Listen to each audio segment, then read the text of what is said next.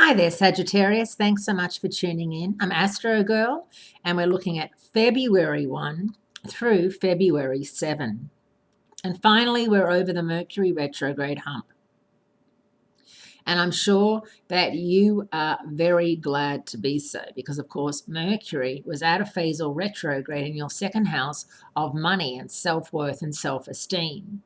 So you may have made some silly decisions, or you may have lost your wallet, or you may have, taken too much money out of the bank and then had other things bounce because there wasn't enough deposit left. So all those sorts of things happen whilst Mercury is retrograde.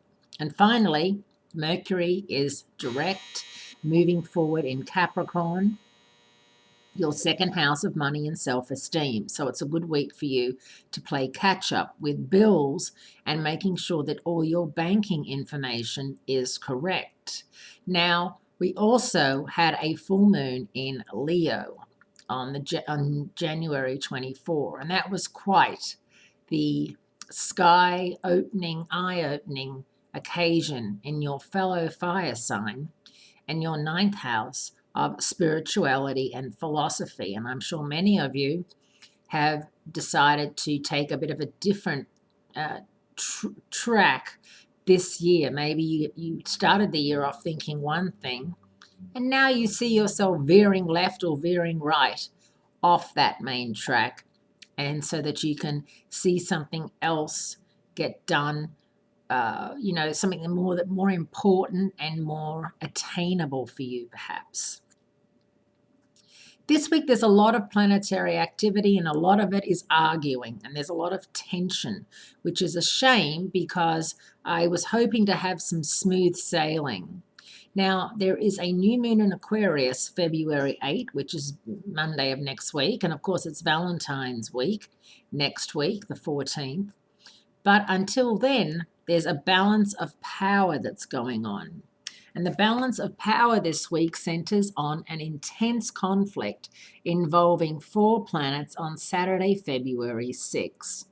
In one corner of the ring, the Moon and Venus are smashed into an uncomfortable conjunction with crisis-loving Pluto in Capricorn, a feminine sign that represents a passive position. Uranus is threatening this trio with a square from Aries, a masculine sign of active aggression.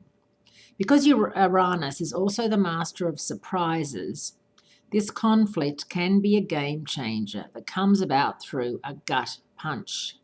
The Sun and Mars